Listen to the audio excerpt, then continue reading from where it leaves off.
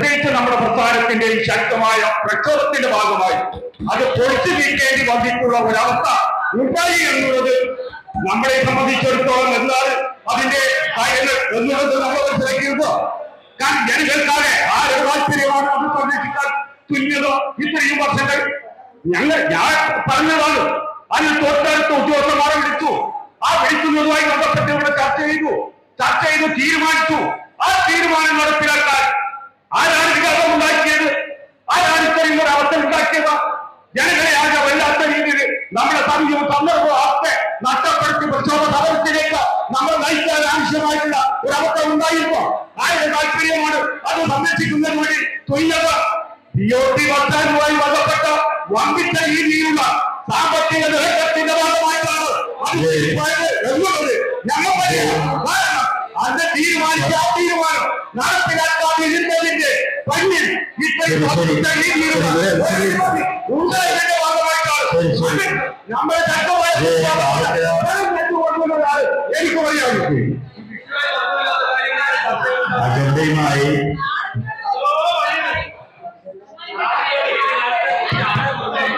Teacher സാധനിച്ചത്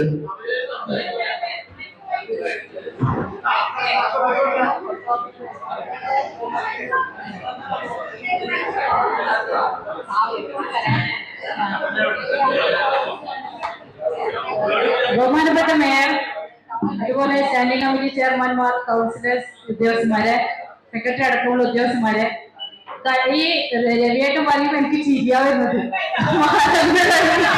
വളർന്നു കഴിഞ്ഞ് കുപ്പിയാല് സത്യത്തിൽ എനിക്ക് ചിരിയാവുന്നത്. അതായത് എവിടെ വെച്ചിട്ടാണ് നിങ്ങള് മീറ്റിംഗ് കൂടിയത്?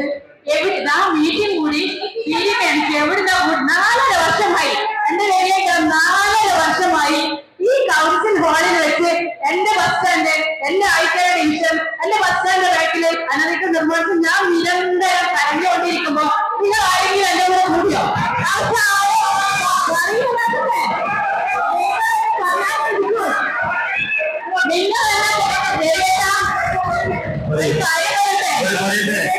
നിങ്ങൾ പറയുമ്പോൾ അത് തടസ്സപ്പെടുത്തിയിട്ടല്ല അവർ സംസാരിക്കട്ടെ. നിങ്ങൾ സംസാരിക്കുമ്പോൾ ഞാൻ മുന്നോട്ട് കേട്ടു.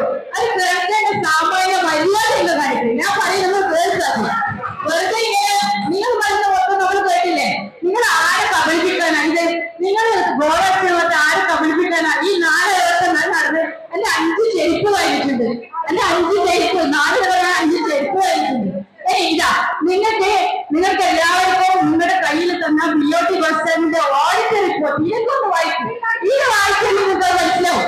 ഈ ഓഡിറ്റ് റിപ്പോർട്ടിൽ കൃത്യമായി എവിടെയൊക്കെ അനധികൃതം നടന്നു, ആരുടെ കാലത്ത് നടന്നു, ആരാണ് റെഗുലേഷൻ 2017 ഞാൻ പറയാം. ഇത് നമുക്ക് നല്ല കടലാസാണ്. ഈ കടലാസിൽ പേജ് നമ്പർ 12 ഞാൻ പറഞ്ഞുതരാം. വായിക്കണം.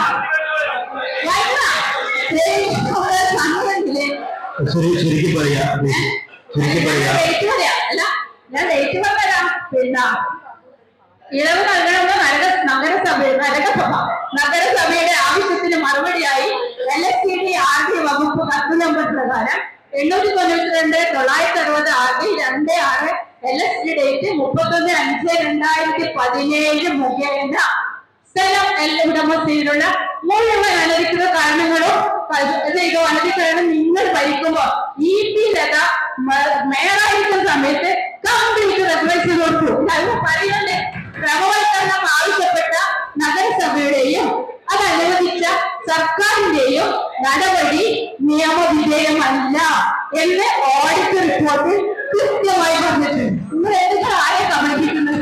എന്നെയാണ് കബളിപ്പിക്കുന്നത്? ഞാൻ കയ്യിൽ വെച്ച് നോക്കിയിട്ടില്ല. ശരിക്കും എനിക്ക് പറയാനുള്ളത് മുന്നേ ഞാൻ പറയട്ടെ, പ്ലീസ് എന്റെ രോദന തീർക്കട്ടെ. ഞാൻ 4 കൊല്ലം അനുഭവിച്ചുകൊണ്ടിരിക്കുന്നു. പ്ലീസ് ഞാൻ പറയുന്നത് കേൾക്കൂ. അപ്പൊ ഞാൻ പറഞ്ഞോണ്ട് വന്നെന്ന് വെച്ചാൽ 2008 ഈ BOT കേൾക്കുന്ന എനിക്ക് ദേഷ്യം വരുന്നത്. BOT ബസ് സ്റ്റാൻഡ് ആരംഭിച്ചത് വർക്ക് തുടങ്ങിയത് ഈ 2014 തന്നെ അനധികൃത നിർമ്മാണം അവിടെ നടന്നിട്ടുണ്ട്. എന്നിട്ട് അത് ആ 14 അനധികൃത നിർമ്മാണം നടന്ന് നാട്ടിലെ പക്ഷേ ഇതാ കടലാസ് തരുവേ, വായിച്ചോക്ക്, വായിച്ചു നോക്ക്. എന്നിട്ട് 2015 ഇത് നിങ്ങൾ ഓരോ കയ്യിൽ തന്ന സാധനം നിങ്ങൾ തരാമെന്ന് തന്നിട്ടുണ്ട്.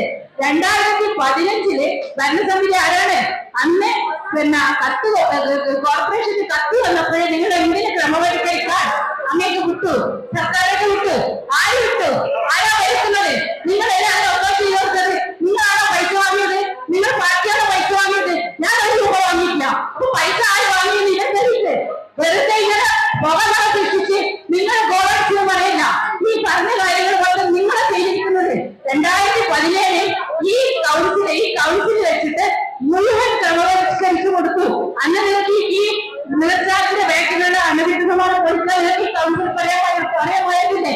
നിങ്ങൾ എവിടെയാ ചർച്ച ചെയ്തത്? എവിടെയാ ജില്ലയിലെ ഏറ്റവും അവസാനമാണ് ഈ കൗൺസിലിന്റെ തൊട്ട് മുമ്പുള്ള കൗൺസിലിൽ പോലും ഞാൻ ബഹുമാനപ്പെട്ട സെക്രട്ടറിയോട് ചോദിച്ചിട്ടുണ്ട്, സെക്രട്ടറി എവിടെ എത്തി നമ്മുടെ കേസ്, എവിടെ എത്തി കേസ്? അപ്പൊ സെക്രട്ടറി പറഞ്ഞു എവിടെ വെച്ചിട്ടുണ്ട്, വക്കീൽ പറ്റുണ്ട്, വിധി ആയിട്ടുണ്ട്. ഫെബ്രുവരി വിധിയായിട്ട് നമ്മുടെ സ്റ്റാൻഡിംഗ് കൗൺസിലിന്റെ പരാജയമാണോ പിന്നെ നല്ലതാണോ എനിക്കറിയില്ല. സെക്രട്ടറി പറഞ്ഞു വിധി ആയിട്ടുണ്ട്. ഫെബ്രുവരി മാസം എന്നോട് പറയാൻ തുടങ്ങിയ വിധി ആയിട്ടുണ്ട്, വിധിയായിട്ടുണ്ട്. ഈ ജൂലൈ മാസം കൂടെ കൗൺസിലിൽ പോലും ഞാൻ ഉന്നയിച്ചു ആ വിധി എന്താണ്, വിധി പോസിറ്റീവ് ആണോ നെഗറ്റീവ് ആണോ? അപ്പൊ ഇവര് നിങ്ങൾ ഇത് മനസ്സിലാക്കിയിട്ട് സിന്ദാബാദ് വിളിക്കാതെ എന്താ വെച്ചാ അത് കഴിഞ്ഞു, അത് കഴിഞ്ഞ് പറയട്ടെ നിങ്ങൾ ഞാൻ പറഞ്ഞു നിങ്ങൾ കണ്ടിക്കോളൂ. അതിനുശേഷം പിന്നെ ഇവര് സിന്ദാബാദ് വെച്ച പിറ്റേന്ന് നമ്മുടെ സെക്രട്ടറി ഏഴ് തിരുവനന്തപുരത്ത് ട്രിബ്യൂണലിൽ പോയിട്ടാണ് നമുക്ക് അയച്ചതില്ല. എന്തോ ഒരു കൂടാരത്തിനോട് എന്റെ വിഷമം തീർക്കട്ടെ വേറെ. ഞാൻ 4 കൊല്ലമായി കഷ്ടപ്പെട്ട് എന്റെ വിഷമം തീർക്കട്ടെ.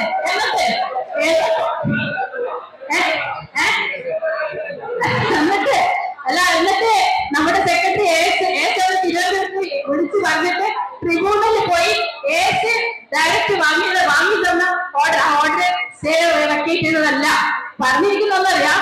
ജോയിന്റ് ഇൻസ്പെക്ഷൻ നടത്തി എവിടെയാണോ അനധികൃത നിർമ്മാണം നടത്തിയത് അത് അവർക്ക് മനസ്സിലായി, അവർക്ക് ബോധ്യപ്പെട്ട് അവർ പൊളിക്കാൻ തുടങ്ങി. പക്ഷെ എനിക്ക് ഇവിടെ ഈ സഭയിൽ ബോധിപ്പിക്കാനുള്ളത് ആരുടെ, അതായത് ഇതിന് ചക്കര കൊടുത്ത് കൈയിട്ട് നഷ്ടക്കാരൻ നോക്കിക്കോളൂ.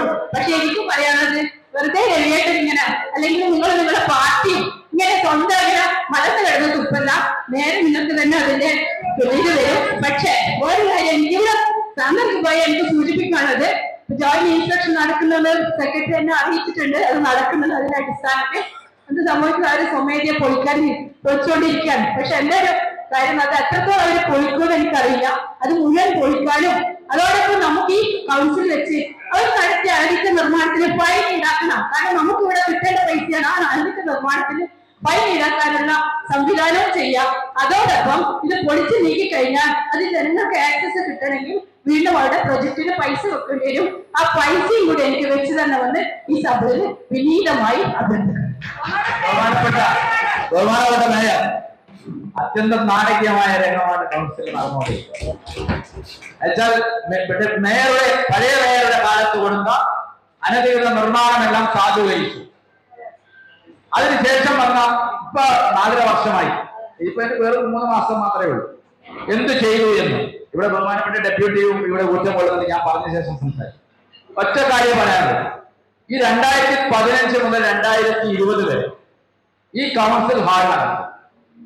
ബഹുമാനപ്പെട്ട മുൻ mayor PWC standing committee chairman advocate T O. Mohan ഉൾപ്പെടെയുള്ള കമ്മിറ്റി ഉൾപ്പെടെ അപ്രൂവ് ചെയ്താണ് റെഗുലേറ്റ് ചെയ്ത് കൊടുത്തത്. അതല്ലാതെ ഒരു ഭാഗം മാത്രമല്ല, അവിടെ അന്നത്തെ 55 കൗൺസിലർമാർ ആരെങ്കിലും അവരെല്ലാവരും കാണും. അതെന്താണ് റെഗുലേറ്റ് ചെയ്ത് കൊടുത്തത്? ബഹുമാനപ്പെട്ട കൗൺസിലർ നിലപാട് വായിച്ചതെന്ന് എനിക്കറിയില്ല.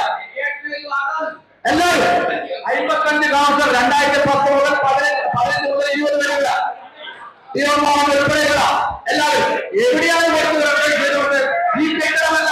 ബഹുമാനപ്പെട്ട സാധന ടീച്ചർ തെറ്റിദ്ധരിക്കരുത്, ബഹുമാനപ്പെട്ട സാധന ടീച്ചർ തെറ്റിദ്ധരിക്കരുത്. ഈ കെട്ടിടമല്ല റെഗുലേറ്റ് ചെയ്തത്. അതായത് നമ്മുടെ എഗ്രിമെന്റിൽ വിരുദ്ധമായി അവിടെ ചില കെട്ടിടങ്ങൾ പുതുതായി പണിതിട്ടുണ്ടായിരുന്നു. ആ കെട്ടിടങ്ങളാണ് റെഗുലേറ്റ് ചെയ്തു കൊടുത്തത്. ഈ കെട്ടിടത്തിന് റെഗുലേറ്റ് അല്ല ചെയ്തു കൊടുത്തത്. താൽക്കാലികമായി ലൈസൻസ് പുതുക്കി കൊടുക്കാൻ അഡ്വക്കേറ്റ് ടി.ഒ. മോഹൻ മുൻകൂർ അനുമതി കൊടുത്തു. അതും ഹൈക്കോടതിയുടെ സ്റ്റേയുടെ പിൻബലത്തിൽ സെക്രട്ടറിയുടെ ഹോട്ടൽ ഉൾപ്പെടെ അവിടെയുള്ള കെട്ടിടങ്ങളുടെ നമ്മുടെ വ്യാപാര ലൈസൻസ് കൊടുക്കാതെ വെച്ചിരുന്നത്. അത് കൊടുക്കാതിരുന്നെങ്കിൽ ഈ പറയുന്ന അന്നേ പൊളിച്ചു മാറ്റുമായിരുന്നു. അന്ന് കൊടുക്കുന്നില്ല.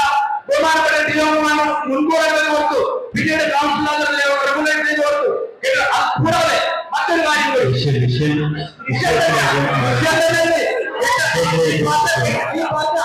നിർമ്മാണം പറയുന്നത് 2018 ശേഷം വന്നതാണ്.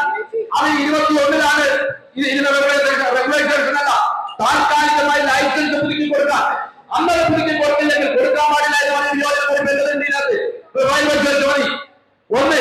രണ്ട്, അവിടെ 50 ലക്ഷം രൂപ വെച്ച് തീരുമാനമെടുത്തു.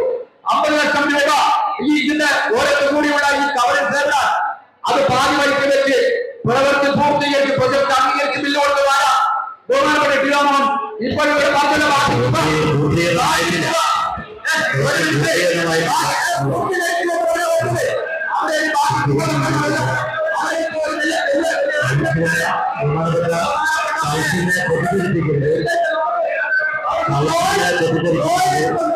അവിടെ പൂർത്തീകരിക്കപ്പെട്ടിട്ടില്ല.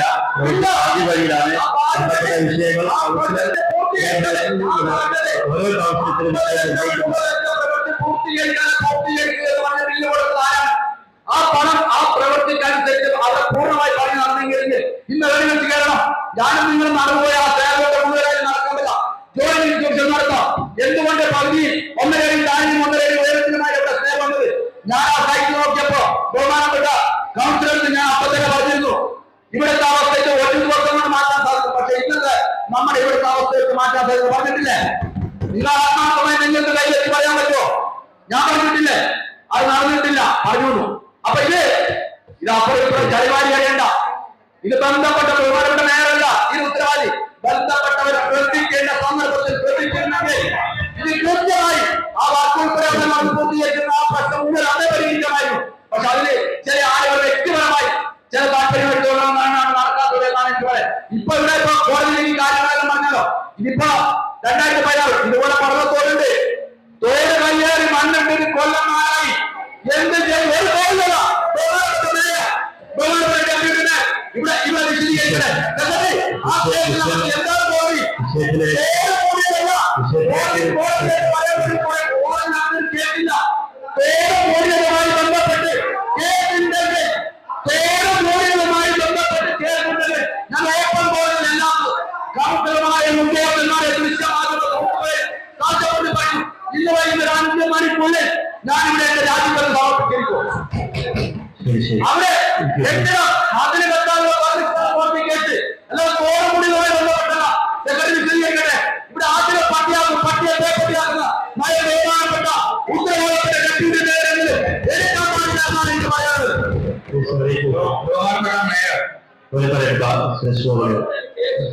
ബഹുമാനപ്പെട്ട മേയർ നമ്മുടെ സാബിറ ടീച്ചർ വളരെ വ്യക്തമായി അവർ നമ്മുടെ PPP മോഡലിലുള്ള കേരളത്തിൽ തന്നെ മാതൃകയാവുന്ന ബസ്റ്റാൻഡിന്റെ അധിയോട്യസ്ഥാനത്തിലുള്ള ബസ്റ്റാൻഡിന്റെ പ്രവർത്തനങ്ങളെ കുറിച്ചും അവിടെ ഉണ്ടായിട്ടുള്ള ചില അനധികൃതമായ നിർമ്മാണങ്ങൾ കൈയേറ്റങ്ങളെ കുറിച്ചും വളരെ വർഷങ്ങളായി അവർ ഈ യോഗത്തിൽ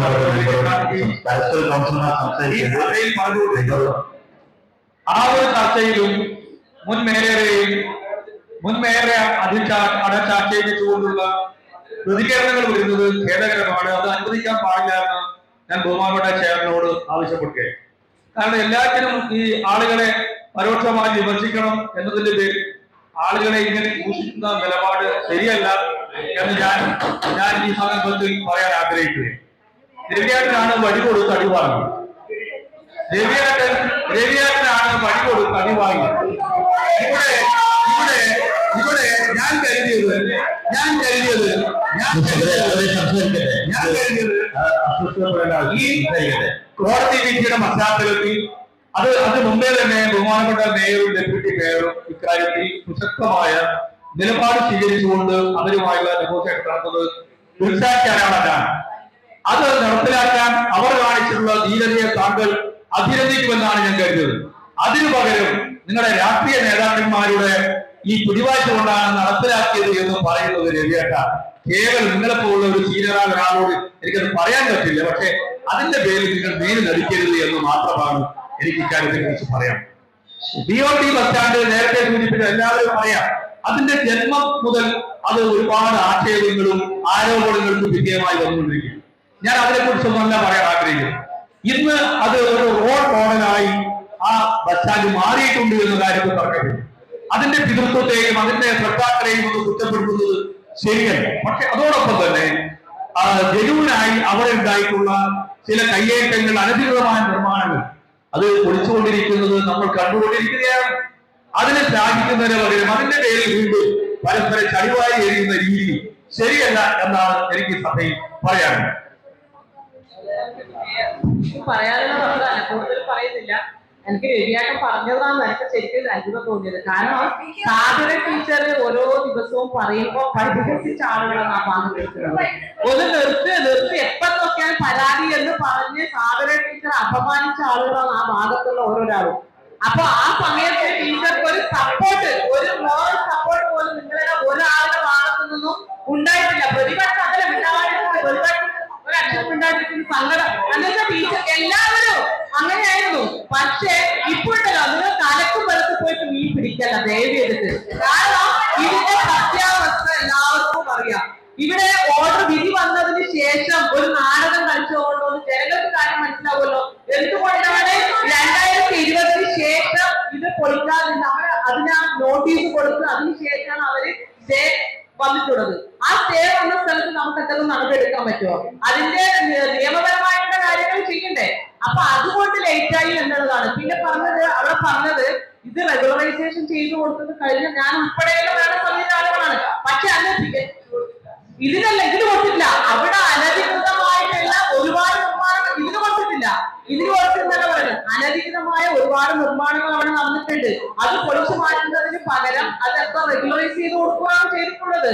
അതിന് വെറും പിന്നെ ഒരു കാര്യം പറയട്ടെ, എന്തിനും ഏതിനും PWD ചെയർമാൻ, മുൻ മേയർ അതൊരു വ്യക്തിപരമായിട്ടുള്ള ഒരു ആരോപണമല്ല, ഒരു ഭരണ സംവിധാനത്തിന്റെ ഭാഗമായിട്ടുള്ള അല്ല. ഇവിടെ ആ ഭരണ സമിതിയുടെ ആളുകളാണ് പറയുന്നത്, അല്ലാതെ ഒരു വ്യക്തിപരമായിട്ട് ആളില്ലാതെ ആ ഒരു തരത്തിൽ അപമാനിക്കാൻ വേണ്ടി ഒരു സദസ് ഉപയോഗിക്കുന്നത് അതെല്ലാവർക്കും അറിയാം. അതിനാണ് കഴിക്കുന്ന എല്ലാവർക്കും അത് തിരിച്ചറിയുന്നുണ്ട് എന്തായാലും. കാരണം ആ തരത്തിലേക്ക് അതുപോലെ തന്നെ ഈ സിസ്റ്റമിന്റെ ആളുകൾ ജില്ലാ സെക്രട്ടറി പോയി അവിടെ നാടകം കളിക്കുക, അത് പ്രചരിപ്പിക്കാൻ കുറെ ആളുകൾ ഉണ്ടാവുക, ഇതൊക്കെ എന്തിന്റെ പോരാട്ടമാണ് കാണുന്നതാണ് പറയാനുള്ളത്. അത് വളരെ വിരുദ്ധമായി തോന്നുകയാണ്. ഒരു വലിയ രാഷ്ട്രീയ പ്രസ്ഥാനം കാണിക്കുന്ന നെറികേട്. കാരണം ജനങ്ങൾ വിട്ടുകളല്ലോ. എന്തിനാ ഇത് ഓർഡർ വന്നതിന്റെ പിന്നീട് ഞങ്ങളെ കൊണ്ട് സെക്രട്ടറി അയാളെ ഞാൻ വിളിച്ചു, അയാൾ നമ്മൾ കണ്ടു, സെക്രട്ടറി അയാളെ ഞാൻ വിളിച്ചിരുന്നു, അയാൾ ഇപ്പൊ ഇങ്ങോട്ടേക്ക് വരും എന്നൊക്കെ പറഞ്ഞു. ഇതൊക്കെ ഇയാൾ പറഞ്ഞിട്ടില്ലേ? KK രാഗേഷ് ആണ് കോടതി വിധി ഉണ്ടാക്കി അവിടെ കൊണ്ടുപോയി അത് പൊളിപ്പിക്കാൻ നടപടിയെടുത്ത് ഇത് കേട്ട് ജനങ്ങളുടെ കൊണ്ടമാരാണോ? അല്ല ഇങ്ങനെ എന്തിനാണ് പഴക്കം പൊട്ടിക്കുക, അവിടെ പോയി പഴക്കം പൊട്ടിക്കുക, എന്തിനാ ഈ നാടകം? എന്തായാലും ഇത് നിയമപരമായിട്ടുള്ള ഒരു തീരുമാനത്തിന്റെ അത് മാത്രമല്ല, KK ആളുകളെ സ്വമേധയാ പോയിട്ടാൽ മുന്നോട്ട് വന്നതുകൊണ്ട് അത് പൊളിച്ചു വിധി ഇപ്പൊ നടപ്പിലാക്കാൻ പോവുകയാണ്. ഒത്തിരി കാര്യം പറയാം. ഇപ്പൊ സാബ ടീച്ചറാണ് ഇപ്പൊ പറഞ്ഞത്, മലർന്നു കിടന്ന് കുട്ടികളാരാണ് ഇപ്പൊ എല്ലാവർക്കും മനസ്സിലായി. ഒരു കാര്യം പറയാം, സാബ ടീച്ചർ 4.5 വർഷമായി ഇതിനു വേണ്ടി കയറി ഇറങ്ങുന്നു. വളരെ സഹതാപം തോന്നും. പക്ഷെ ഒരു ദിവസം മാത്രമേ വേണ്ടി വന്നിട്ടുള്ളൂ. നമ്മുടെ ജില്ലാ സെക്രട്ടറി സ്ഥലത്ത് സന്ദർശിച്ച് കാര്യങ്ങൾ ശക്തമായ ഇടപെടലിന്റെ ഭാഗമായിട്ടാണ് അതിനെ അഭിമാനിക്കാം. നിങ്ങളെ തിരിച്ചു പറയണ്ട, റെഗുലറൈസേഷൻ ചെയ്തു ഇതിന് പറയുമ്പോ ഇതിന് പറഞ്ഞു ചെയ്തില്ല. നിങ്ങൾക്ക് എന്താ വ്യക്തത ഇല്ലാതില്ല. ഇത്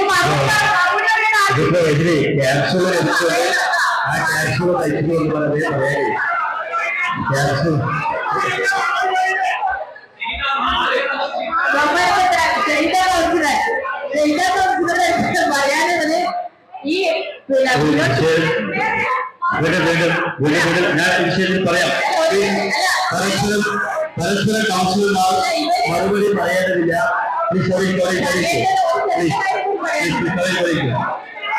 ഇതിന് സ്വമേധയായി കുറിച്ചിരിക്കുന്ന സാമൂഹിക വ്യക്തമായ ഒരു കാര്യമാണ്.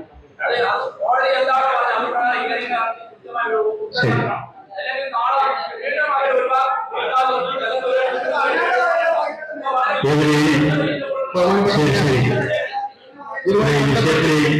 ഇതൊരു വിവാദപരമായ പ്രശ്നമാണ് എന്ന് നമുക്കെല്ലാം അറിയാം. ഇതില് അവസാനം നമുക്കതൊരു പരിഹാരം ഉണ്ടാവില്ല.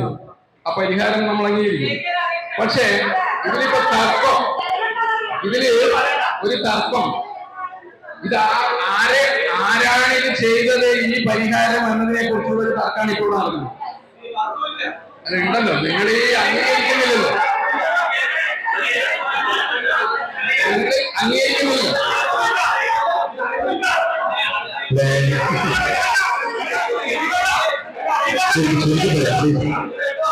വിഷയത്തിൽ അനിശ്ചിതമായി ചുരുക്കി സമയം ഒരുപാട് അജണ്ടകൾ ചർച്ച ചെയ്യാനുണ്ട്. വളരെ വികാരമേറിയായി പറഞ്ഞു. ഇതിപ്പോ LDFന്റെ കാലത്ത്, പഴയ മുനിസിപ്പാലിറ്റിന്റെ കാലത്ത്, UDFന്റെ കാലത്ത് ഞാൻ ഉണ്ടാക്കിയത്. ഇത് 5ാമത്തെ ഈ വിശദീകരണത്തിലും പറയുന്നുണ്ട്. ഇതിന് കൂട്ടിയെടുപ്പില്ല, മറ്റേ അങ്ങനെയാണ് ഇങ്ങനെയാണെന്നുള്ള നിബന്ധനകൾ അത് വെച്ചിട്ടാണ് നമ്മളിത് കൊടുക്കുക. അപ്പൊ ഇത് അനധികൃത കെട്ടിടമാണ്. ഈ അനധികൃത കെട്ടിടമാണ് ഇത്രയും കാലം പലരും പല താല്പര്യപ്രകാരം നിലനിർത്തി കൊണ്ടുപോകാൻ സാധിച്ചു നടക്കാത്തൊരു വിഷയം അവസാനം പൊളിച്ചു നീക്കണം എന്ന് പറയുന്നത് ഏറ്റെടുക്കാനുള്ള ഒരു ആർജവം കാണിക്കുക. ആർജവം നിങ്ങൾ ഭരണകൂടത്തിന്റെ ഭാഗത്ത് വന്നില്ല എന്നുകൊണ്ട് ജില്ലാ സെക്രട്ടറി ഇവിടെ വരുന്നത് നിങ്ങൾ അതിനെ കാണണം. ജില്ലാ സെക്രട്ടറി എന്തുകൊണ്ട് വന്നു? കണ്ണൂർ കോർപ്പറേഷൻ ഇടപെടാൻ വേണ്ടി ജില്ലാ സെക്രട്ടറി വരുമോ? എത്ര പേരുടെ ആവശ്യം? ജനങ്ങളോട് ഒന്നിച്ച് നിൽക്കാതെ ജനങ്ങളുടെ പ്രശ്നം പരിഹരിക്കാൻ ഉത്തരവാദപ്പെട്ട ഭരണകൂടം അത് പരിഹരിക്കാതെ മറ്റ് സ്ഥാപിത താല്പര്യങ്ങൾ അനുസരിച്ച് മുന്നോട്ട് പോകുന്നു എന്ന് PK തന്നെ പറഞ്ഞിട്ടുണ്ട്. ഇവിടെ നമ്മളത് അംഗീകരിക്കുന്നു. അതാണ് യഥാർത്ഥത്തിൽ ഇവിടെ നടക്കുന്നത്. ഈ ഒരു വിഷയം മാത്രമല്ല, ഞാൻ എല്ലാവരും നടക്കുന്നില്ല. ഒരുപാട് വിഷയങ്ങൾ ജനങ്ങളുടെ മുന്നിൽ ഇപ്പൊ എത്തിപ്പെട്ടിട്ടുണ്ട്. ഇപ്പൊ ഇതിങ്ങനെ നിർബന്ധിതമായത് നമ്മുടെ പാർട്ടി ജില്ലാ സെക്രട്ടറി ഇടപെട്ടുകൊണ്ട് നിഷേധിക്കാൻ ഭൂമിക്കോ. പക്ഷെ ജനങ്ങൾ മനസ്സിലാക്കി നിങ്ങളുടെ ഭൂമിയിലെത്തൂല. നിങ്ങൾ ഈ പിന്നെ എന്താ പറയുക ഇട്ടുകൊണ്ട് ഓട്ടയവശാലൊന്നും ഈ സംഭവം നടക്കൂല. നിങ്ങൾ തന്നെയാണ് അതിനെല്ലാം ഒത്താശകളും. ഈ ഒരു ബിൽഡിംഗ് മാത്രമല്ല, നിരവധിയായ ബിൽഡിങ്ങൾ ഇതേ സമാനമായ രീതിയിലാണ് മുന്നോട്ട് പോകുന്നത്. പക്ഷെ മേയറില് അവസാനം മേയർ ഉറച്ച നിലപാടെടുത്തു. അതിന്റെ പേരിൽ മേയർക്ക് വലിയ സമ്മർദ്ദങ്ങൾ ഉണ്ടായിട്ടുണ്ടെന്നും നമുക്കറിയാം. നമ്മൾ ആ സമ്മർദ്ദത്തിലില്ല. നമ്മള് ആ സമ്മർദ്ദം അതിനുള്ള സമ്മർദ്ദ തന്ത്രങ്ങൾ പ്രയോഗത്തിന് അപ്പോ നമ്മൾ കാണേണ്ടത് നമ്മളെ ജനകീയമായ പ്രശ്നത്തില് ഏറ്റെടുത്ത് സമരം ചെയ്തു എന്നുള്ള കാരണം നിങ്ങളെ ഉറപ്പായി നിങ്ങൾ മനസ്സിലുണ്ട്. അവരുടെ വികാരപരമായിട്ട് എന്തോ കഴിഞ്ഞിട്ടില്ലാന്നോ എന്തോ വികാരം ഉണ്ടായി പുറത്ത് പറഞ്ഞു. പക്ഷെ അതൊന്നും വസ്തുതയായിട്ട് ചെയ്യുന്നതല്ല ടീച്ചറെ. ഈ പറയുന്ന രേഖയുണ്ടല്ലോ, ഇങ്ങനെ പറഞ്ഞു ഈ രേഖയൊന്നുള്ള ഇതിന്റെ കാര്യം, ഇതിന്റെ ഇടയ്ക്കുള്ള പല കാര്യം നിങ്ങൾ മനസ്സിലാക്കണം. ഇതുമായി ബന്ധപ്പെട്ട് ബഹുമാനപ്പെട്ട അന്ന് 4 കൊല്ലമായി എന്റെ ബഹുമാനപ്പെട്ട സ്ഥാപന ടീച്ചർ ഈ ഇഷ്യൂമായി ബന്ധപ്പെട്ടിട്ട് കൗൺസിൽ ഉന്നയിക്കുന്നു. എന്നാൽ അന്നൊന്നും ഒരു കൗൺസിലർ പോലും എന്റെ ബഹുമാനപ്പെട്ട അംഗം ദേവിയായിട്ട് ഉന്നയിച്ചതായി ഇവിടെ ആർക്കും അറിയില്ല. അപ്പൊ ഈ കാര്യമൊക്കെ സംഭവിച്ചാലും ഞാനിതിന് മുന്നേ പറഞ്ഞിട്ടുണ്ട് എന്ന് അവരെ കൗൺസിൽ പാർട്ടിയെ ബോധ്യപ്പെടുത്താൻ വേണ്ടി രവിയേട്ടൻ പറഞ്ഞതാണ്. രവിയേട്ടൻ ഈ സമ്മതിച്ചോ? രവിയേട്ടൻ സമ്മതിച്ചോ? ഇതിന്റെ മാറ്റങ്ങൾ പാർട്ടിയെ പറയുന്നു. ശരി, ഞാൻ സമ്മതിച്ചത്. എന്നാലേ ഞാനിപ്പോ VSന്റെ അനുസ്മരണ വേളയാണ് ഈ സമയത്ത്. ഞാൻ സർ 2009 കേരളത്തിലുടനീളമുള്ള അനധികൃത കെട്ടിടം പൊളിക്കാൻ വേണ്ടി VS ഉത്തരവിട്ടതാണ്. ഇവരുടെ പാർട്ടി നിലപാട് എന്തായിരുന്നു? പാർട്ടി VSന്റെ നിലപാടിനെ പാർട്ടി തിരുത്തി. നിങ്ങൾ അങ്ങനത്തെ പാർട്ടിന് മാത്രമോ നിങ്ങൾ പറഞ്ഞ സൂക്ഷിക്കലായിരുന്നു. നിങ്ങൾ അനധികൃത കെട്ടിടക്കാർ അനധികൃതല്ല, അനധികൃതക്കാർ ഗോവിന്ദ് ചാമിന്റെ കൂടെ ഗോവിന്ദ് ചാമിന്റെ കൂടെ നിങ്ങൾ കേരളപ്പെട്ടില്ല. അല്ലെങ്കിൽ ഇവിടുത്തെ ചോദിച്ചോ സമരം ചെയ്ത് എങ്ങനെയാണ് ഒറ്റ കൈയില്ലാത്ത ഗോവിന്ദ് ചാമി നിങ്ങൾ എന്താ പറയാത്തത്? നിങ്ങൾ അധികാരികളെ സൂചിപ്പിക്കുക. നിങ്ങളെ കള്ളന്മാർക്കും കൊള്ളക്കാർക്കും അവകാശം കൊടുക്കുന്ന ഒരു സംസ്ഥാന ഗവൺമെന്റാണ് എല്ലാ മേഖലയിലും തലത്തില് ഏതെങ്കിലും ഒരു മേഖലയിൽ ബാക്കി വെച്ചോ. നിങ്ങൾ നമ്മൾ പറയുന്നു എങ്ങനെയാണ് സർ സതീശൻ പറഞ്ഞത് ഇനിയൊരു നവകേരളമാണ് നമുക്ക് സൃഷ്ടിക്കേണ്ടത്. അതിനുവേണ്ടിയാണ് നമ്മൾ 2006 കാണുന്നത് സർ. കേരളത്തെ എല്ലാം കട്ടുമുടിച്ച് കേരളത്തിലില്ല ആരോഗ്യ മേഖലയുടെ കാര്യം ആരോഗ്യം ആരുടെ ആരോഗ്യത്തിനല്ല സർ ആരോഗ്യ ഹോസ്പിറ്റലുകൾ എന്നാൽ ആരോഗ്യ മേഖല അടക്കം ഐസിയില് ആരോഗ്യ മേഖല കേരളത്തിൽ ഐസിയിലാണ്. അതുകൊണ്ട് നിങ്ങളെ പാർട്ടിയുടെ മഹത്വം ഇവിടെ സൂചിപ്പിക്കേണ്ട ഇതേ ബഹുമാനപ്പെട്ട മേലുടെ കർശനമായ നിലപാട് കൊണ്ടാണ് ഇത് അവർ കേടി വന്നതെന്നാണ് സംസാരിച്ചു. ഈ വിഷയത്തിൽ വളരെ കൃത്യമായി നിലപാടുമായിട്ടാണ് ഞാൻ പറയാതെ ഈ നിലപാട് ഈ ഭരണസമിതി മുന്നോട്ട് പോയിട്ടുള്ളത്. നിങ്ങൾ സംസാരിച്ചു പ്ലീസ്. ഈ കൂടെ സംസാരിക്കാൻ പരസ്പരം സംസാരിക്കാൻ ഇവിടെയില്ല. ശരി, ഇവിടെ 2016 ഇതുമായി ബന്ധപ്പെട്ട കയ്യേറ്റങ്ങൾ ശ്രദ്ധയിൽപ്പെട്ടത്. ഇവിടെ കൃത്യമായി വിവരാവകാശ നിയമങ്ങളുണ്ട്. കോടതി വിധി പോലും പറഞ്ഞിട്ടുള്ളത് അതിലൊരു കോടതി ഈ ബാബൻ സതീശൻ എന്ന ആളുകൾ പോയത് അയാളും ഇത് കക്ഷി ചെയ്യുന്ന ആളുകളാണ്. 2016 ഇദ്ദേഹം ശ്രദ്ധയിൽപ്പെടുത്തിയപ്പോൾ അന്ന് ആ കൗൺസിലാണ് തീരുമാനമെടുക്കുന്നത്. ആ കൗൺസിലിന് നേതൃത്വം കൊടുക്കുന്നത് ബഹുമാനായ E.P. ലളിതൻ മേയറാണ്. ആ ഭരണസമിതി ഒന്നും ചെയ്യാതെ കണ്ട് ഇവിടെ സൂചിപ്പിക്കപ്പെട്ടതുപോലെ 2014 എല്ലാ അനധികൃത നിർമ്മാണങ്ങൾക്കും ഇതൊഴികെയുള്ള എല്ലാ അനധികൃത നിർമ്മാണങ്ങൾക്കും റെഗുലർ ചെയ്തു കൊടുക്കുന്ന നടപടിയാണ് ചെയ്തിട്ടുള്ളത്. പക്ഷേ കോടതി നിർദ്ദേശിച്ചുകൊണ്ട് ഈ അനധികൃത നിർമ്മാണങ്ങളെ സ്റ്റേ പോയതിന്റെ അടിസ്ഥാനത്തിലാണ് ഈ കൊയ്ത്തുമായി ബന്ധപ്പെട്ട് മൂന്ന് പോയതെന്ന് നമുക്കൊക്കെ അറിയാവുന്ന കാര്യമാണ്. ഇവിടെ 2025 ഫെബ്രുവരി 28 ഇതുമായി ബന്ധപ്പെട്ട വിധി ഉണ്ടായത്. ആ വിധി ഉണ്ടായി എന്നാണ് അത് വിധി ഞങ്ങൾക്ക് കിട്ടുന്നതിന് മുമ്പേ എല്ലാം ബലക്കാക്കി കണിക്കാക്കുക എന്ന ലക്ഷ്യത്തിന്റെ ഭാഗമായിട്ട് തന്നെയാണ് അവിടെ പോയാലും ആ വിധി അവിടെ പൊളിക്കാനല്ല നമ്മൾ മറിച്ച് ജോയിന്റ് ഇൻസ്പെക്ഷൻ നടത്തി ബന്ധപ്പെട്ട അനധികൃത നിർമ്മാണങ്ങൾ കണ്ടെത്തി എല്ലാ തവ അനുരഞ്ജന ചർച്ച നടത്തി കാര്യങ്ങൾ ചെയ്യണമെന്നാണ് ഇവിടെ കണ്ണൂർ കോർപ്പറേഷൻ നിലവിലുള്ള ഭരണസമിതി ഓരോ അനധികൃത നിർമ്മാണങ്ങൾക്കും കൂടുതലില്ലെന്ന് വളരെ സുതാര്യമായി പറയാൻ ആഗ്രഹിക്കുന്നു. ഇവിടെ സമരമായി വരുന്നവർക്ക് ആത്മാർത്ഥത ഉണ്ടെങ്കിൽ ഇവിടെ അവരെ നേതൃത്വം കൊടുക്കുന്ന പല സ്ഥാപനങ്ങൾ ഞാനിവിടെ പേരെടുത്ത് പറയുന്നില്ല. അവരെ നേതൃത്വം കൊടുക്കുന്ന പല സ്ഥാപനങ്ങൾ കയ്യേറ്റമുണ്ട് എന്ന് കോർപ്പറേഷന്റെ ശ്രദ്ധയിൽപ്പെട്ടിരുന്നു. തീർച്ചയായും അത്തരം വിഷയങ്ങൾ അനധികൃത നിർമ്മാണങ്ങൾ പൊളിക്കാൻ ആവശ്യമായ എല്ലാ നടപടിയും കോർപ്പറേഷൻ ചെയ്യും. ആത്മാർത്ഥത ഉണ്ടെങ്കിൽ സ്വമേധയാ പൊളിച്ചതുപോലെ സ്വമേധയാ പൊളിക്കാൻ നേതൃത്വം കൊടുക്കാൻ ഇവിടുത്തെ ജില്ലാ സെക്രട്ടറി തയ്യാറാകണമെന്നാണ് ഇവിടെ പറയാനുള്ളത്. അതിലേക്ക് കാക്കുന്നു. അജണ്ട 6 ധനകാര്യ സ്റ്റാൻഡിംഗ് കമ്മിറ്റിയുടെ തീരുമാനം അംഗീകരിക്കുന്നു. അജണ്ട 6 ധനകാര്യ സ്റ്റാൻഡിംഗ് തീരുമാനം അംഗീകരിക്കുന്നു. അജണ്ട 7